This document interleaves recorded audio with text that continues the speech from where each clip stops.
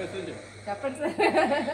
ఈరోజు భారత గణతంత్ర దినోత్సవం, రిపబ్లిక్ డే.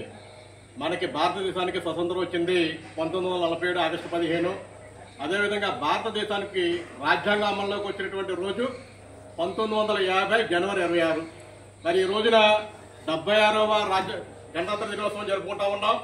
మరి మన రాజ్యాంగాన్ని, భారతదేశం రాజ్యాంగం ప్రపంచంలోనే అతిపెద్ద లిఖిత రాజ్యాంగం.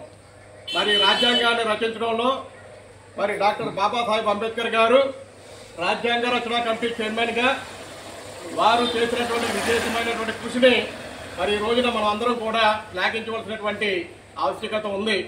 మరి ఎందుకంటే ఒక కుటుంబానికి కానీ, ఒక పాఠశాలకు కానీ, ఒక దేశానికి కానీ ఒక నియామములు అనేది చాలా అవసరం. ఒక నావికుడు లేకపోతే ఒక నావ ఏ విధంగా అయితే వెళ్ళిపోతుందో గమ్యం లేకుండా, అదేవిధంగా దేశానికి రాజ్యాంగం అనేది అత్యంత అవసరం అనేది నేను తెలియజేస్తూ ఉంటాను. అదేవిధంగా ఈ రోజున చట్టాలన్నీ కూడా శాసనసభలో కానీ, పార్లమెంట్ ఉభయ సభలో కానీ మనం చేసే చట్టాలన్నీ కూడా రాజ్యాంగానికి లోబడే మరి చెయ్యాలి.